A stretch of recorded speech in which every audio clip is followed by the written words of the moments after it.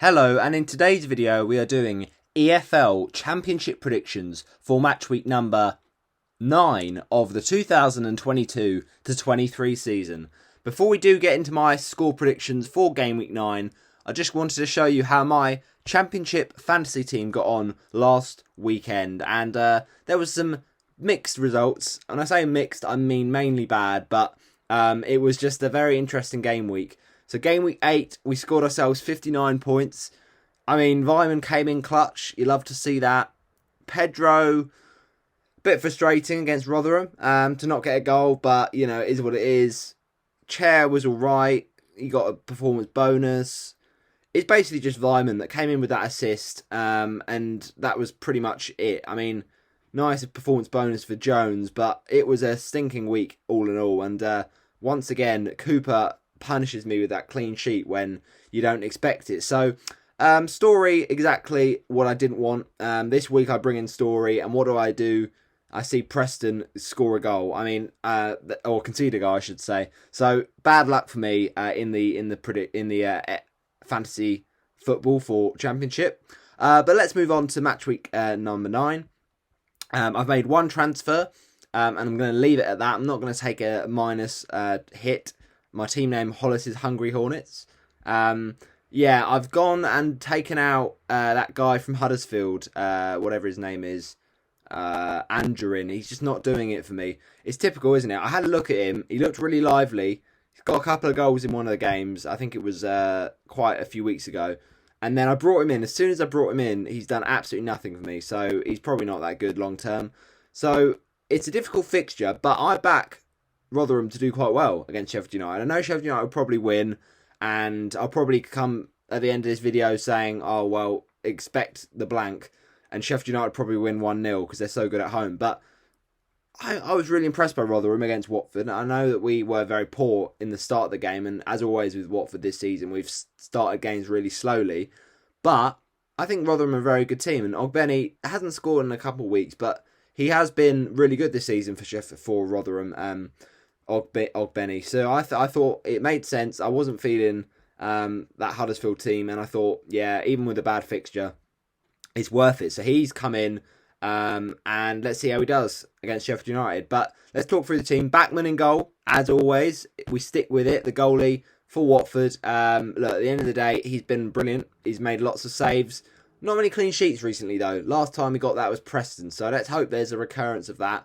Obviously, it's kind of mixed emotions because I've got Ince from Reading also playing, and it was the same thing when I had Elias Chair. I don't really want him to score because then it will benefit Backman, but at the same time, if there had to be a player that scored for Reading, then ideally it's Ince, but please don't, because then it'd be nice to get that Watford clean sheet, and more importantly, that Backman clean sheet for my team. But you know, at the end of the day, 3 points is all that we want for a Hornets perspective. But he's just been getting loads of saves, so it's been really good.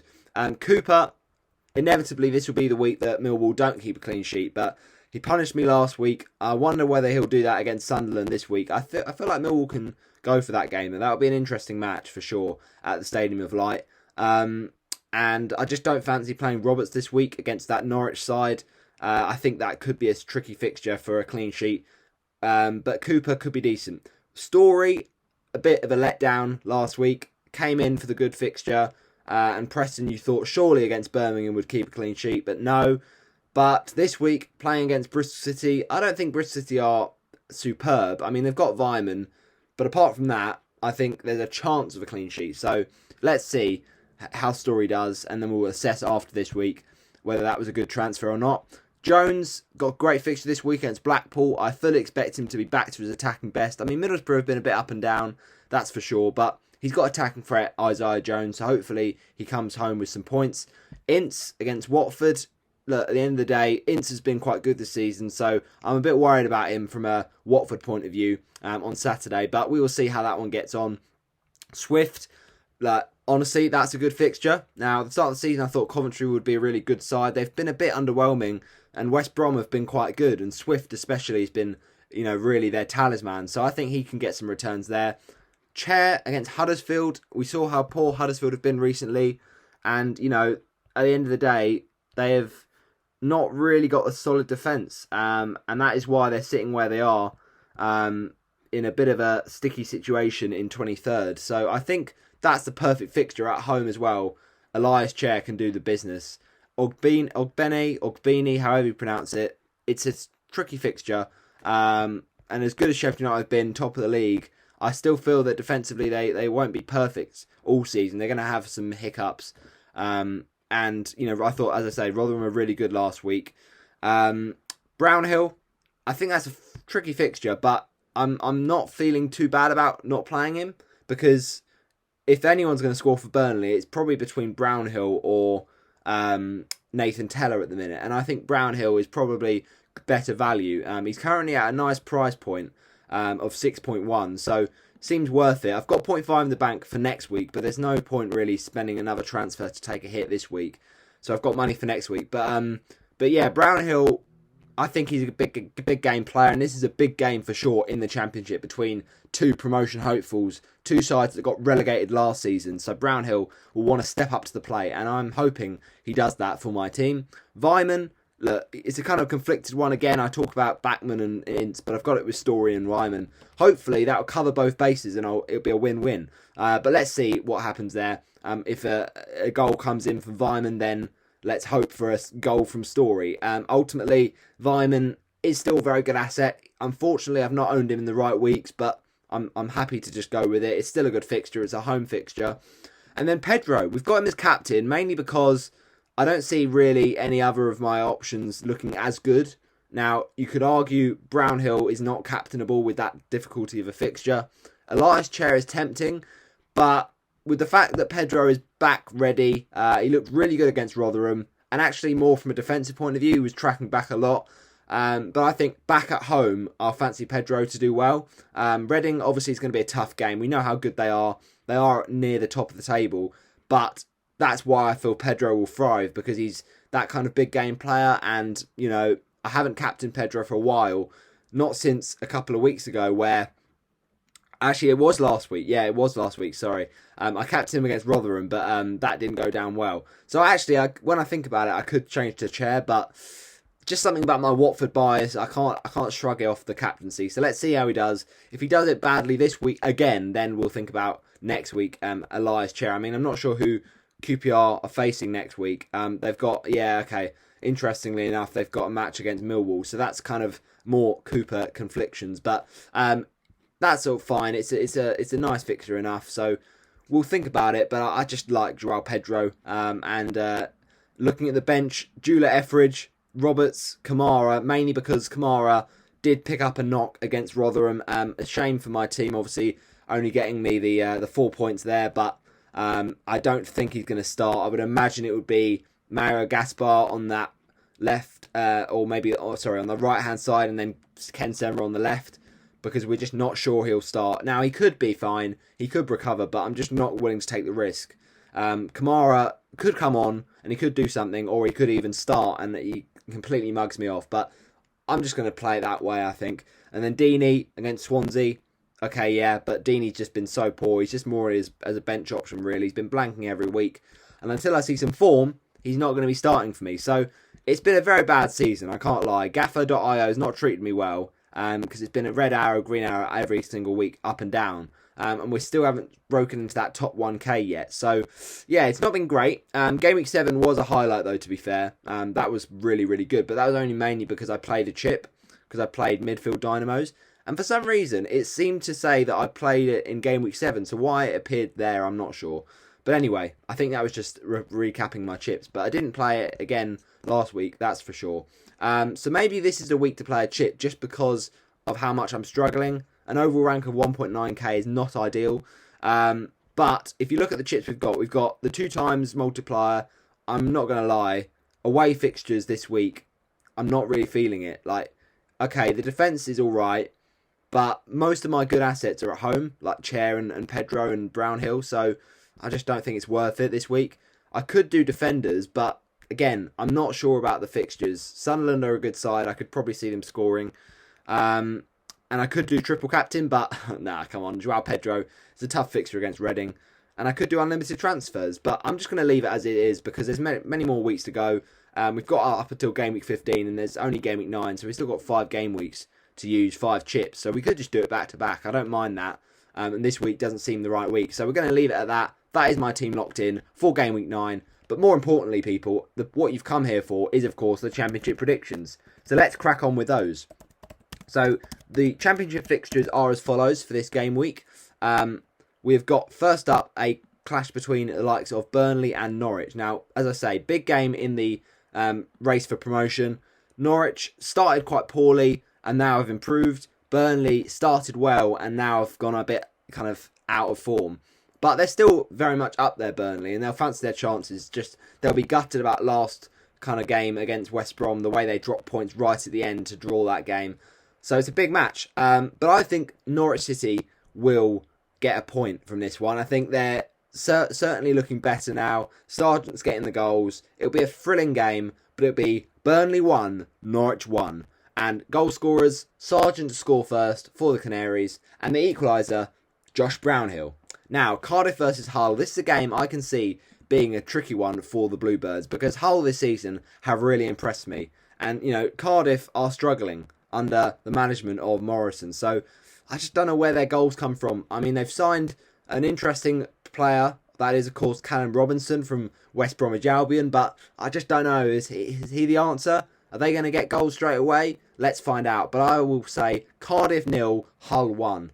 Then it's QPR Huddersfield. I'm backing a QPR victory, to be honest, because Huddersfield have been so poor and they've just been scoring goals, QPR. So I'll say 3-0 QPR with Elias Chair getting on the score sheet for the R's. Then we got Wigan against Blackburn. Big game. Obviously, Wigan have been pretty dodgy at the start of the season. Recently, they've been a bit better with a win in the last game. But I look at this game and think I'm not quite sure what I predict for this one because ultimately, yes, Blackburn have been good this season, but recently they've been very, very poor. Only one win in the last 5, and I just think they're good enough to beat this Wigan team. So, as bad as Blackburn have been recently, they should get the victory. 1-0 away from home again. This time it's Blackburn beating Wigan. Watford Reading is up next, and this is a big game for the Hornets. Hoping we can get into that top 2. I mean, it's not going to be easy, but win against a very decent Reading side on Saturday, and we've got a chance, hoping that Norwich obviously only get a couple of points here or there, and Reading drop points, obviously we're playing them. So Bristol City and Burnley, that'll be interesting, but at the end of the day, 3 points is all we want. After getting drop points against Rotherham, it was a fantastic goal from Vakun Bayo. That's his second in 2 games now. After the dramatic win against Middlesbrough, that was a very decent point. I mean, I say decent. We should have probably won against Rotherham, but at the end of the day, it was poor defending. So at least we came back, showed a bit of fight from 1-0 down. But we go again against this Reading team. We have to look at thinking, right, so far this season, we've been good. Only one game we've messed up and slipped up against QPR. But other than that, we've won all our home games. And if you win your home games, draw your away games, then there's a good chance of promotion. But we know that if we keep drawing our away games, it makes those home games all the more important. So yeah, Reading, a very good side. It'll probably be our biggest test of the season, I would say. Obviously, outside of Burnley at that point in the season when we thought they were a difficult match because, they were doing well, but then we beat them and they've not been as good since. So, I think this is going to be a really tough test and we cannot take this lightly. The Royals have been impressive and, players to look out for Reading. I think it's very simple. Tom Ince is a very, very well-known threat. His time at Huddersfield and, obviously the former player for, I think it was Derby County. I can't quite remember. But he, of course, is the son of Reading manager Paul Ince. So I just wonder about whether we can keep these players quiet. Shane Long, good signing for them for in the summer. And also Jeff Hendrick from Newcastle. But the player I'm going to be scared about the most is Lucas João. I mean, he was a player who we thought Reading might have to sell at some point in the last couple of seasons because he was getting so much interest. But also from set pieces, we need to be better. We weren't good and we switched off against Rotherham and Naby Sarr is a threat in the box. So we have to kind of make sure we are definitely up against that and wise to that.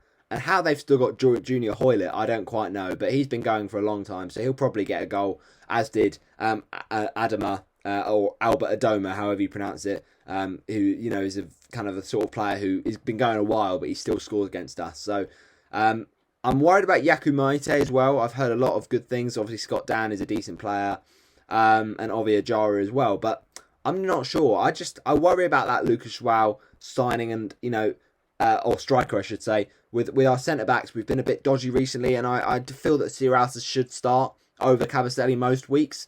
But something's going on behind the scenes that Sierralta's not starting, and it's baffling. But for sure, Courtney Hawes from Aston Villa has looked so good in that centre back spot, and I think ultimately we might miss Kamara big time in this game. But let's hope that the defence is looking more sturdy with Cathcart in there as well. So I will predict a Watford victory, of course, but I don't think we're going to keep a clean sheet as much as I want us to. Watford 3, Reading 1. It'd be nice to get a kind of few more goals this time, but it won't be easy. So 3-1 Watford. Reading to score first, as always. We always concede the first goal, it seems, this season, which is a shame, but it's just the mentality at the moment. I don't know why. And I think Ince will probably score. But then Watford goal scorers, I'll say, first of all, João Pedro. Then the second for the Hornets, I think, will come from, midfielder that's not scored so far in a Watford shirt, but did nearly score a couple of weeks ago. Edu Kayembe gets his first Watford goal to make it 2-1, I should say. And then the second Watford goal, it's that man again, João Pedro. Now, Reading against Sunderland is the next week's prediction. Let's go back to Matchweek 9. Let's not get carried away. Sheffield United Rotherham. I see this as a very comfortable Sheffield United win, but I don't think Rotherham will lay down. They are certainly impressive the last few weeks, and Richard Wood seems to keep scoring goals. I'm not sure about his celebrations, but that's another debate. I think Sheffield United win this though, 2-1 on the day. Rotherham goal scorer though, I will go for Ogbene, and then Sheffield United goal scorers will say Billy Sharp, and yes, you've heard it here first. It's going to be a goal from Baldock. Now, Sunderland v Millwall. This will be a tasty match at the Stadium of Light. I feel like this is the sort of game, though, that Sunderland might just take their foot off the gas and think, this is easy, we can win, we're in decent form. I mean, look, last week Sunderland did lose, but outside of that, they've been quite good at home. So I wonder if this Millwall team will go here and really cause Sunderland a few problems, but I just feel both defences will cancel each other out. So I'm saying 0-0 in this one. Blackpool against Middlesbrough. I think it's the game Middlesbrough win because, yes, they have been losing a few games recently, but they've got a good enough squad to beat this Blackpool team. Blackpool 0, Middlesbrough 3. Then it's Coventry West Brom. I'm going to say a West Brom win. I think West Brom have been much more improved the last few weeks. And Steve Bruce seems to know what he's doing now, so they're getting in good players. Obviously, the sale of Callum Robinson might hurt them, but they've brought in as well Thomas Asante, and he got his goal against Burnley last week, so I think he'll score again, but I don't think West Brom are going to draw this time. It will be a 3-1 away win for the Baggies. And then Bristol City Preston, I predict a nice, comfortable Preston 0-0 again. No, I'm joking. There's got to be a point where Preston do score some goals for themselves. And I think this is the week for that to happen. So I'll say Bristol City 1, Preston 2. Birmingham 1, Swansea 3 is my next prediction. I think Swansea actually were quite surprising. They won last week against a very, very decent QPR team. I mean, I didn't see that coming, that result. So fair play. But Birmingham are in dire straits, and I believe they are going to be really struggling come the end of the season. I know they did win last week, and it was a surprise to see that happen, but I don't think they can keep it going, in my opinion. But then we move on to the penultimate game, the final game, I should say. It is Stoke against Luton. Now, Stoke last week, obviously, they're getting used to a new kind of situation without Michael O'Neill, but I still feel that they are in trouble. Luton this season, they've been alright, to be fair to them. Obviously, last week they had that defeat to Wigan, so they'll be disappointed, but I think they can get at least a point here. Stoke 1, Luton 1. Those are my predictions for match week number 9 of the 2022-23 Championship season. Get yours in the comment section below with that first kickoff on the Friday Night Football, the Clarets against the Canaries. It should be a fascinating watch, and I hope you do enjoy this one. Smash a like on it. I'll see your predictions in the comment section below. It's 3 points for the result, 5 for the score goal difference, and 7 for the scoreline. Come on, you Horns! and we'll say that Watford goal scorers come. The first one from Tom Ince. It's going to be, yes, 23rd minute. But then Watford get their equaliser on 55 minutes. And then Hornets turn it around with those goals. The second one for Hornets is going to be 68 minutes. And then the final one from Joao Pedro once again is 90 plus 3. Bye-bye, and I'll see you next time.